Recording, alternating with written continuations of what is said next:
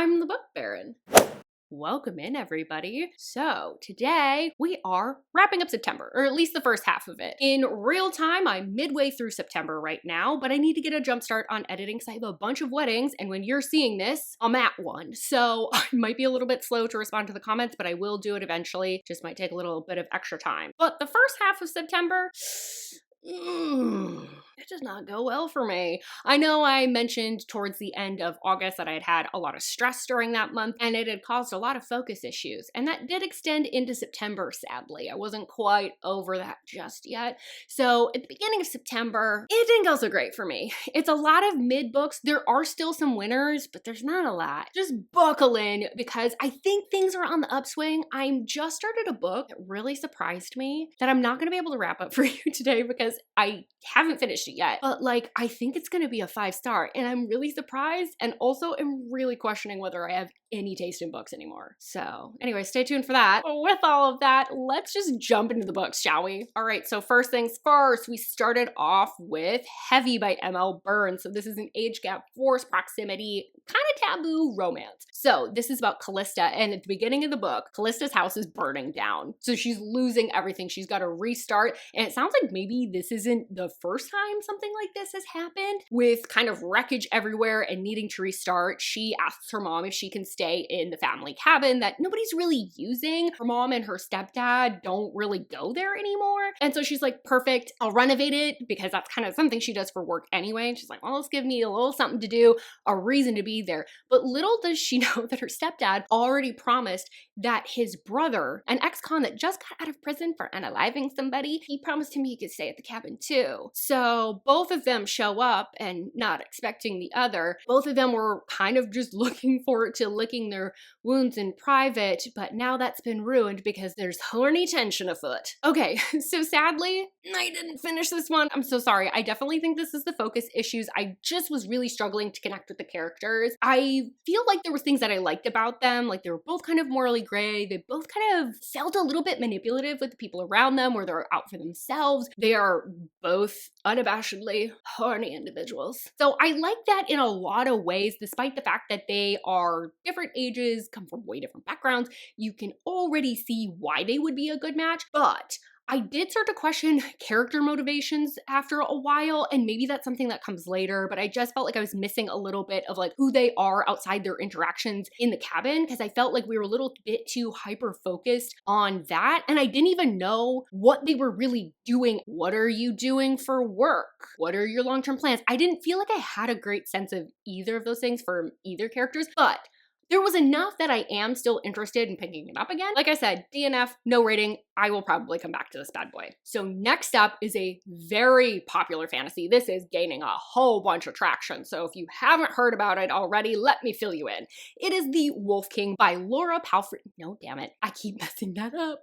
It's Lauren Palphreyman. So this is a first in a proper series. It's unfinished. There's only 2 books out currently. It's a paranormal fantasy, hate to love, but we have Princess Aurora, and she's always kind of been used as a pawn in the political game of her dad. So she knows she's going into a marriage for a political alliance. She's not really that stoked about it. On the eve of her wedding night, she ends up sneaking off to watch a dog fight, which is done with these captured werewolves. They are pitted against each other, gladiator style, for entertainment. Now she takes pity on one really young wolf and steps in, and this draws the attention of a very powerful alpha who is also captured. But this alpha that very night breaks out and steals her and brings her to the north, where all of the werewolf clans are gathering in order to attack the humans in the south. But the more time that she spends with the werewolves, the more her loyalties come into question. So, positives. I think this would be a really great fantasy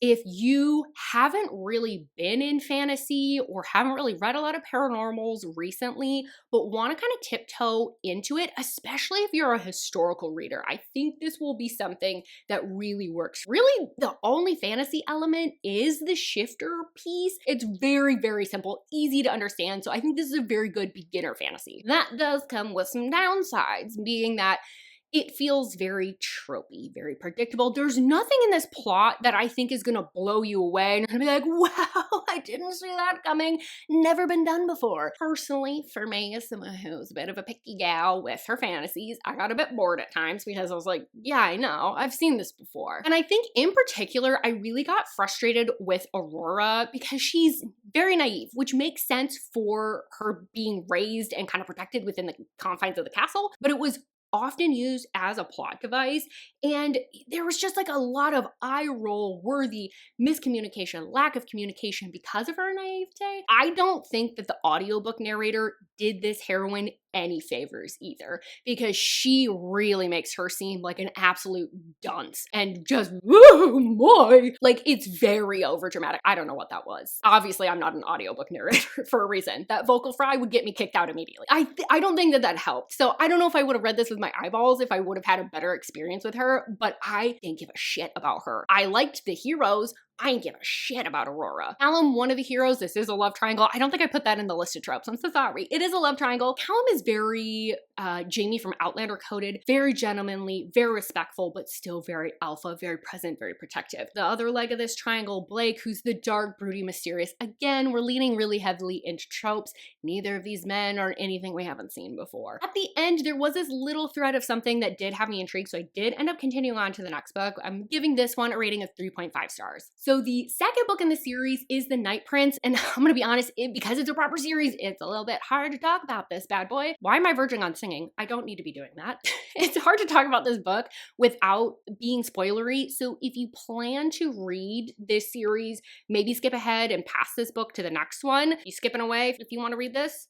Good. Okay, now they're gone. This book, I was really disappointed because I really felt like there could have been so much more development. There could have been the introduction of a lot more plot, a lot more character development, a lot more done in terms of the relationship development. Just felt like we were sitting around the castle a lot. The heroine who's naive isn't getting any worldlier. The only thing that I think that this book really successfully did— ask you a very fair question.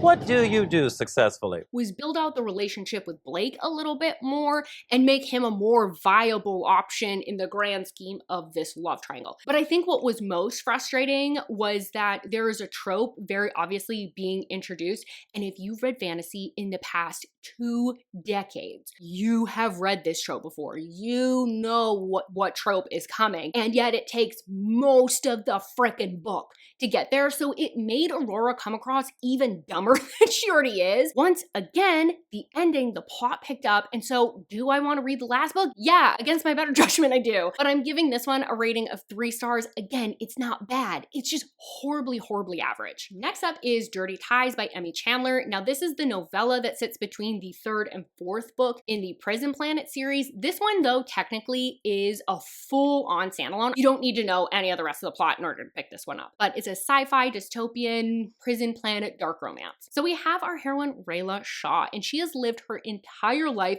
on Station Alpha, which is basically where the warden and all the guards for this prison planet live, and it orbits the prison planet. But she has never set foot outside of the station. She's kind of been this open secret. Children really aren't supposed to be on this station. Everyone knows she's there and chooses to overlook it because she is, after all, the warden's daughter. But she has learned a bit of information about her father and a secret involving a prisoner down on the surface. So she is on a mission to get some answers. She is armed with a fake identity, a gun, and a bodyguard, and she's going to sneak down onto the surface of Rodon to uncover his lies. But when the shuttle crashes, she's left stranded, and now she has to survive. This is where Jay ends up finding her. He is a scavenger, a little bit of a loner in Zone 4. He's learned to really trust no one and lives on the outskirts of whatever you consider society. So when he finds out that this shuttle crash survivor has a very valuable piece of equipment,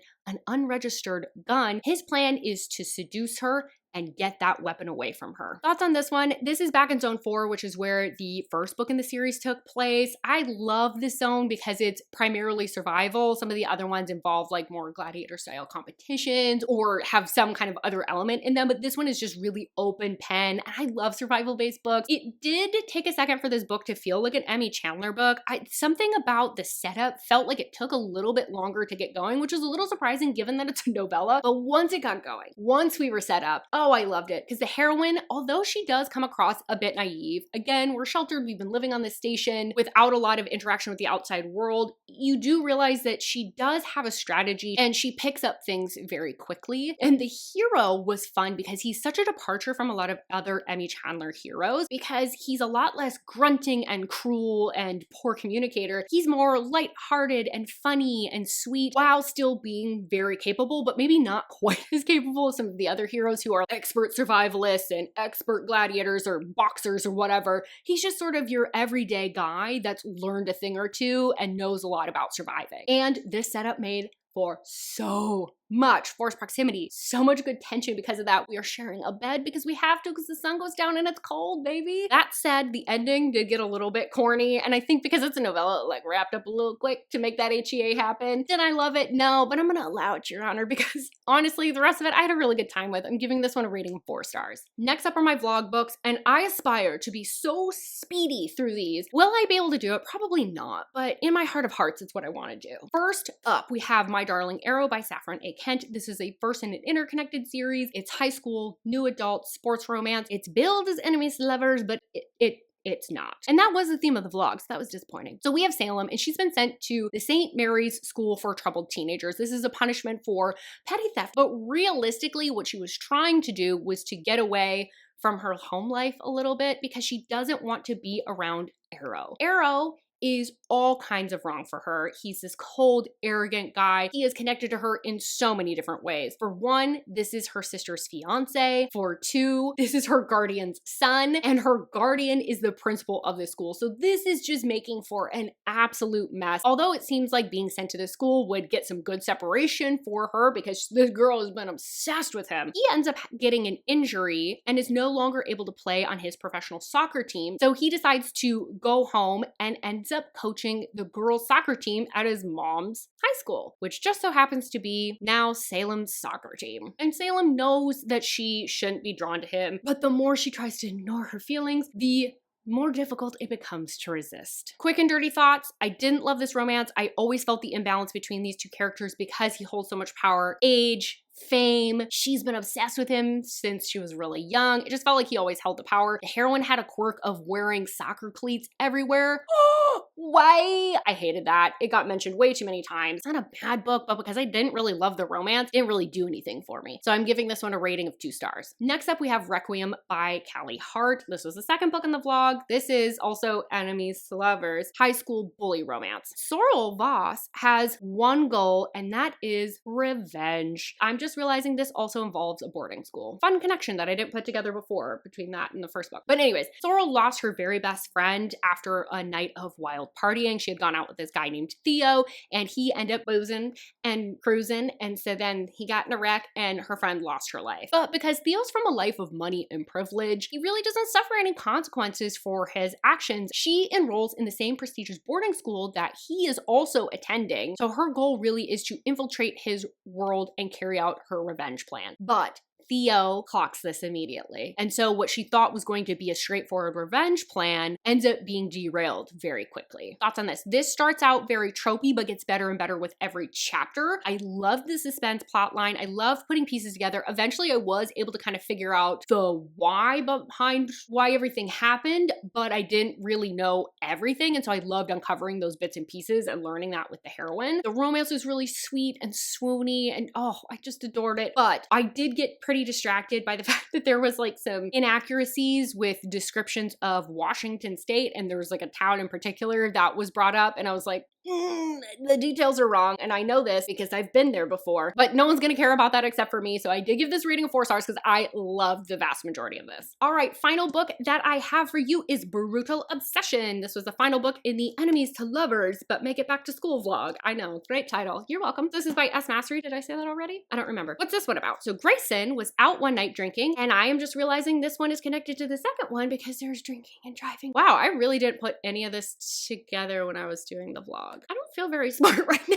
Let's move on. So Grayson was out one night. He ends up drinking and driving and getting into a wreck with Violet, who's an aspiring ballerina. This ends up derailing her dreams of being a professional dancer. There's months of rehabilitation, time away from college, and when she returns, she is terrified to learn that the boy that got off with no consequences is now attending her school and is the big man on campus because he is a star hockey player. Oh, I forgot to mention, his dad is a senator, and so he like made everything go away. So when there was issues, he was like, I'll just scrub the record, don't even worry about it. That's why he didn't have any consequences. And it turns out that when these two get introduced to each other by an unassuming friend, he's just as mad at her for this entire wreck because it derailed a lot of his hockey dreams and he holds her responsible. And when Grayson ends up seeing her on campus, he starts targeting her. He is going to make her pay. And really all Violet wants is for this to go away, to move on with her life. She won't go down without a fight. I was shocked how much the hero of this one really grew on me. I hated him at the beginning. He was giving entitled rich boy energy and I was so irritated with him. But by the end, I really did like him because he goes from being a weapon against the heroine to a weapon for the heroine. I loved that although the hero and heroine do very much feel like they are mismatched when you first get introduced to them, you get to see them go toe to toe. And I love how much you can see that the heroine really can handle his dark and not only can handle it, likes it. The third act was a little bit of a roller coaster because there are kind of like two distinct peaks. It's kind of, I was gonna say it's boob shaped. I mean, it is, but there's like two kind of like pinnacles of the action. So that did feel kind of goofy when I was in the middle of it because one part of the action kind of like wound down. I was like, why is there so much book left? But anyways, I gave this one a rating of 4 stars. I'm excited to read more in this series because I've already read book 4 and I feel like I'm gonna like some of the other books even more than this one. But anyways, last book for the vlog. That wasn't fast at all. I tried my best. Ooh, that lighting is getting weird. We've got a little bit of a spotlight situation. Maybe I'll just shimmy. That's a little bit better. Okay, so next up we have The Wicked, and this is by Rosie Alice. This is either the second or third book in an interconnected series. I'm gonna be honest, I don't know. I don't really care. It's a dark age gap. The woman is older, student-teacher romance. So we have our heroine and her name is Penelope and she is returning to her hometown of Lexington, I'm doing great, everybody. Thanks for asking. And she is returning to her hometown of Lexington, South Carolina. What is this piece of hair doing? I'm really falling apart right now. She's returning to not only launch her career, but also to really spend some of the final days with her father because he's very ill. But while she is out partying one night, she ends up finding this chaos-loving rich boy that's definitely got a god complex. But little does she know that this is one of her future students. And unfortunately for her, he's a man obsessed and on a warpath of destruction. These two are so reckless, so toxic. They make terrible decisions. They are so messy. There's a lot of drugs, alcohol, risky decision-making, partying. It's so clear that both of them are experiencing a lot with their families, and so they're using a lot of these behaviors and a lot of these substances to numb out. And they're also using sex in the same way. So this is very high on the spice scale. But I do feel like this is a little bit more realistic than some of the other books that I have read that are, they almost lean a little bit unhinged. This one felt like that messy, toxic couple that you know jet off to Vegas to get married one day because they just can't wait and they've only known each other 2 weeks and then they get in a fight and get arrested for domestic dispute on the sidewalk right after the ceremony. I mean, it is a scenario given that they're getting arrested. But anyways, it's funny because I had a different analogy in my notes, but that analogy ended up actually happening in the book. And I was like, see, I knew these two. These are the two that you don't want to get in a cab with because inevitably they will either be fighting or making out. The romance was interesting because in a lot of ways you're kind of rooting against it because it's clear that they are well matched, but they're terrible for each other. So I like that a lot of time was taken to really convince convince you that these two do make sense together. There was enough development and time taken there. The hero is bi, and there's no big deal about that. He's very much still seen as this like strong alpha type character. The heroine is that like wild girl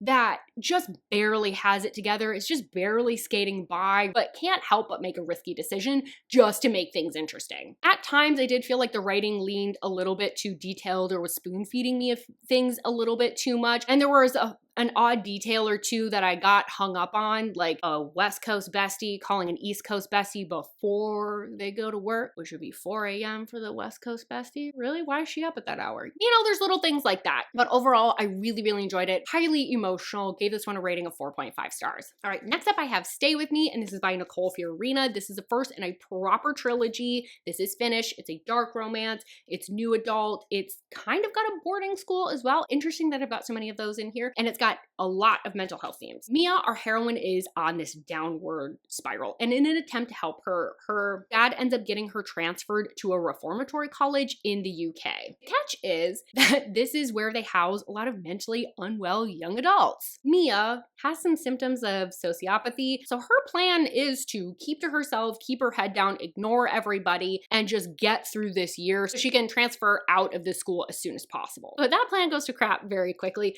because she ends up meeting Ollie, and she's immediately drawn to him. There's something enticing about him. He's her opposite in so many ways. He's moody, he's this dark poet type, and she knows from the moment that she meets him that they will either heal each other or she will destroy him. I really liked the heroine from this book, especially at the beginning. She's very flawed. She's got this tough shell, these high walls, very self-destructive, but very confident. And she just can read people, their intentions, their desires, what they're wanting out of a situation. And she's so observant. I just loved being inside her head. The hero, by contrast, is very sweet, very soft, very open. And he might not be good at reading everybody else, but he's incredible at being able to read the heroine, which is not something a lot of people can do. A lot of people take her at face value. One thing I did get a little bit irritated with, though, was that there was a big focus of these two trying to keep their relationship under wraps, and these two are terrible at it. And so it was like kind of comical because they kept saying they wanted to do that, but none of their actions suggested that. And they also kind of did something similar where they were like, oh, we can't believe anybody else or listen to anybody else. If we want to stay together, people are going to try and tear us apart. We have to just like really trust each other. And then like they would listen to other people about the relationship and flip their mind. So it was like got a little bit frustrating that there was kind of these inconsistencies with what they said that they wanted to do and what they end up actually doing. One thing that does have me intrigued for continuing with the series is like, I just don't really know where this relationship goes from here. And I also don't know how this relationship exists outside of the institution. I don't feel like I fully know these characters just yet from this book. Like, I don't know what their dreams and aspirations are or what their goals are or how they plan to stay together once they get outside of the institution. It kind of feels like right now, love at summer camp. So I don't know yet that I totally buy that this relationship would last. So I am excited to continue on with the series and find out more from these two. I have started the next book, so hopefully that'll be in my next wrap up. But that is all I have. I'm back. Did you miss me? XOXO, Gossip Girl. Funny enough, that's a show that I've actually never watched in my life, but I do know the intro for some unknown reason. Things have changed. Anniversary flowers are in the background. Yes, I have been married for yet another year. I switched out my lipstick because I decided for some reason that I didn't want to wear the other one. That's an irrelevant detail. And I got my hair cut and colored, so it's looking fresh for the weddings, which I'm about to jet off to one of them like literally tomorrow. Side note, you see them? Oh, not really. Actually, these don't pick up at all. My hairstylist wanted to practice putting tinsel in, and so she gave me like 3 strands of it. So you can kind of see it up here. I just thought that was like a fun little addition. But anyways, things have obviously changed. Reading went way differently in the second half of September. I read very slow, so I actually don't have a ton of books for you, but will apologize in advance because there's 2 books that I don't fully know how I feel about them just yet, and I really don't know how to rate them. And one of those books that falls into that camp is the second book after, is the next book in the series after Stay With Me. It's Even When I'm Gone by Nicole Nicole Fiorina. So as I said, this is the second book in the series. This is a proper series, so please read it in order. I'm actually not even gonna talk about the plot just because I don't want to spoil anything. If you do plan to read the series, do a little skippage. This book, such a confusing book for me. In real time, I finished it about like 24 hours ago, and it's the last book that I've read this month, but I wanted to put it now because obviously it just makes more sense to put it right after the first book. We didn't need all that explanation. Moving on. I am just very perplexed by this book. So it started out, we pick up right where the story left off. We're in the thick of them trying to figure out their relationship, figure out their mental health. How do they be together outside of this reformatory college? But there was just so many other things also introduced in this book. So there was the addition of a love triangle, and I hesitate to even call it that because frankly, it feels more like other man drama.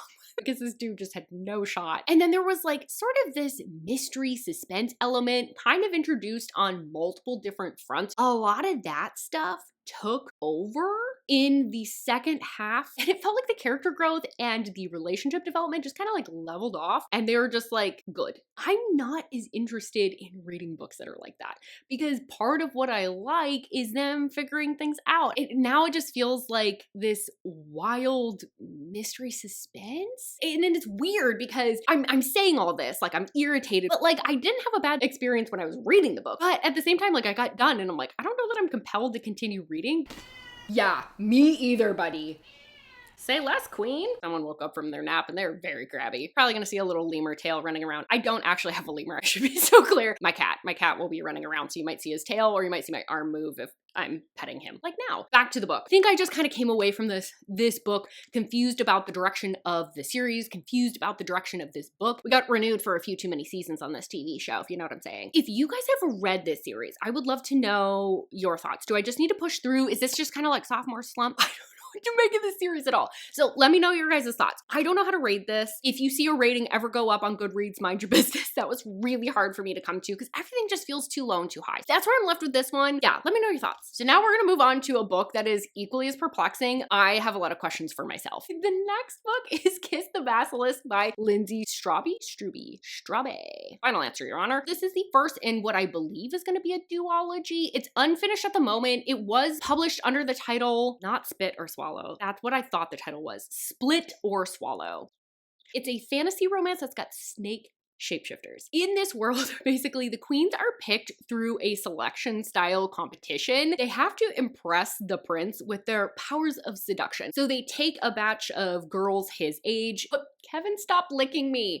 They take 13 contestants that are about the prince's age and they put them through training with these snake shifters called basilisks. They basically got thrown into this position not only because the basilisks know a lot about seduction, that's like part of their culture, but also partly because this is like part of a treaty for ending a war. There's a lot going on here. Our heroine is one of the gals that's in this competition to win the prince's hand, and this is really exciting for her because this could pull her and her mother out of poverty. So she's in it not necessarily looking for love, but she is going into it with her eye on the prize, if you know what I'm saying. Our girl Temperance ends up getting matched up with the Serpent King himself, who is named Caspin. He's trained all the recent winners, so she's like, oh my god, I think I might actually have a shot, despite the fact that when this book opens, we find out girlfriend has no sexual experience. But then, as she's going through training, she's like, wait, Caspin's kind of hot. And she finds herself drawn to him, but then when she's hanging out with the prince, she's like, kind of got the hots for him too. So she finds herself pulled to both men. Okay.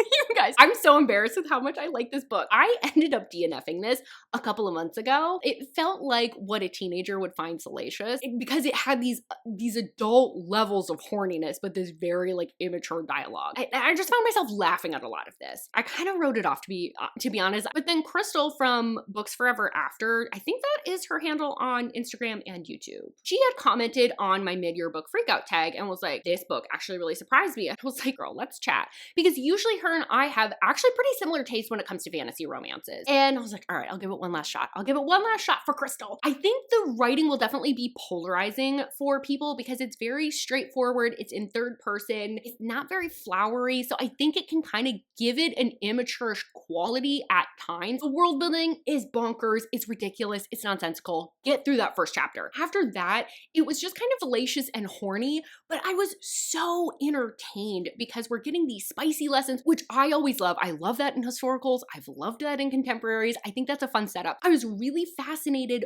by our snake shifter and then also by the prince. I found their characters immensely interesting, and I found myself being pulled to them at different points where I felt more drawn to one or the other. Temperance, I don't think is the strongest of heroines. She definitely is a little bit not like the other girls. I was just like, I just don't even know what an HEA looks like, because if she ends up with a basilisk, obviously that's not great. She's a human, so what does that look like? If she ends up with the prince and then she finds out more and more about what's going on at this castle, this guy might be part of something really terrible, but also like the prince is really intriguing and he's kind of endearing but kind of a bully. I love how conniving he is. He's very strategy focused. The politics of this world start coming up more and more throughout the book. I don't know. I just had such a ridiculous, wild, good time with this book, and I couldn't put it down. I'm so excited for the next book to be released. I never thought I would say that, and please judge away. If you've made an attempt at this book and you're like, it's the worst thing I've ever read, I understand.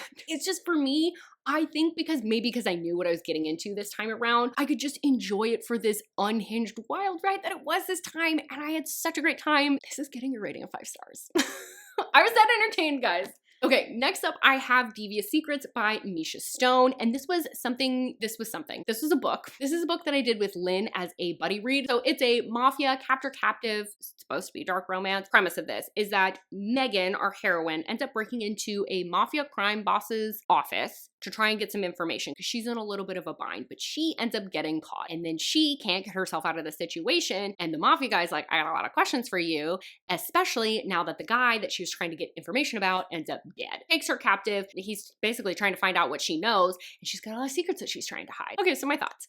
I don't really want to spend that long on this book because this is just like maximum levels of cliche and tropiness. This story was a constant cycle of the heroine doing something stupid, hero confronting her, using sexy times as a punishment, as one does as a crime lord, obviously. And then the hero being like trusting for a moment, the hero breaking that trust, her getting mad, the cycle starts over. The heroine felt very immature, very stubborn, and I just never felt like she really fully grasped that she was in any kind of danger.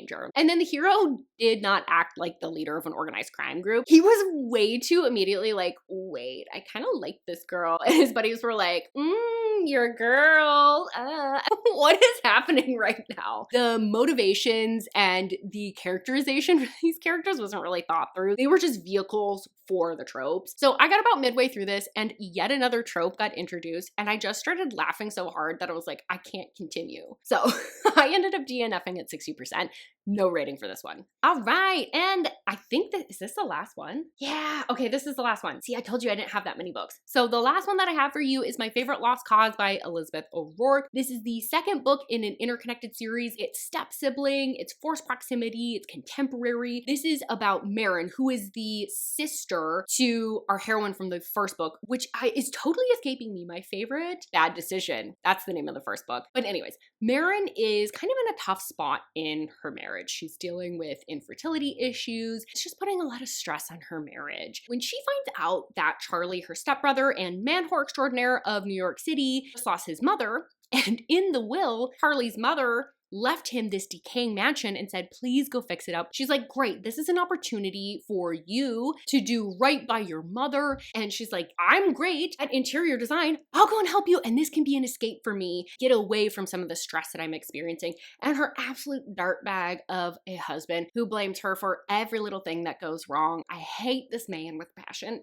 Okay, too much of my own my own commentaries entering the chat. But turns out distance does not make the heart grow fonder, at least of her husband anyway. But it does make her heart grow fonder for her stepbrother, who's been pining after her all along. This one was such a weird reading experience. So I know I mentioned earlier that I was having a lot of focus issues that were kind of bleeding into the beginning of this month. And I initially picked this up at the beginning of the month, ended up DNFing it, finally came back to it at the end of the month, enjoyed it so much more. Banter was prime. It was exactly what you expect from Elizabeth O'Rourke. I had been kind of nervous about reading this book because I felt like Marin came across like a little bit of an idiot in the prior book, and I was like, I don't know if I can come around to her. But I end up really loving for these characters. Loving for these characters? Sure, girl, whatever. Feeling a lot for these characters. Harley's very funny and irreverent, but he's kind of got this like soft underbelly that he's protecting. Marin, you realize how complicated her situation is. Dealing with this husband that's really manipulative and talks down to her. She's really wanted a baby. It's just never worked out. She's never had that sense of family. So you really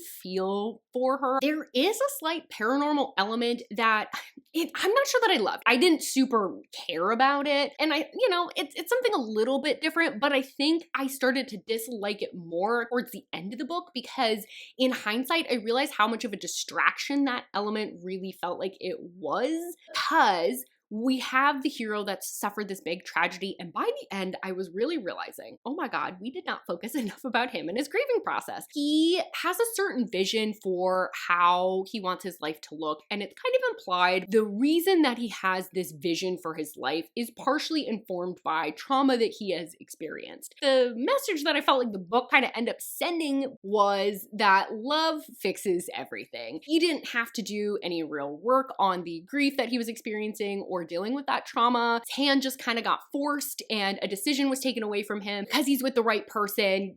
We're done. That fixes everything. I just kind of felt like it ended on such a sour note because although the character in the epilogue is very happy, I was just like, that's not what you wanted from life. And I just feel like we needed a little bit more of how did we get there mentally? I don't know if that makes any sense. And hopefully I'm being vague enough without spoiling this. This is another one that I'm not really sure how to rate. I'm thinking probably a 4-ish star because I did like it while I was reading it. I don't know, based on how much I don't like that ending, it kind of feels too high to have it out of 4. I don't know. That's where I'm ending up with that one. So those are all the books that I have for you. The second half of this month, I know that I read a lot less. I enjoyed the books a lot more. And I think I really highlighted for me how important it is to DNF books when you're not feeling it. So then I can pick them up at a different time and enjoy them so much more. Because it's happened with Descent, I did that with Kiss of the Basilisk, and I did that with my favorite Lost Cause. So I feel really encouraged. I would love to hear from you. If you've read any of the books that I talked about in this video, what was your experience with them? Did you like them? Did you hate them? Did you feel differently than I did? I would love to know how your reading went this month. What did you love? What did you hate? What did you DNF? How did reading go for you this month? And with all of that, thank you so much for being here. Do not forget to not slam your rings together. Do not forget to like this video if you did end up liking it at any point in the video. Just a little thumbs up will help your girl out. And do not forget to subscribe if you haven't already. Double check, even if you think you are. I keep finding channels that I thought I was definitely subscribed to that I've been watching for like a year and I found out not subscribed. So don't make my same mistake. And I really do hope I see you on my next video. Bye-bye.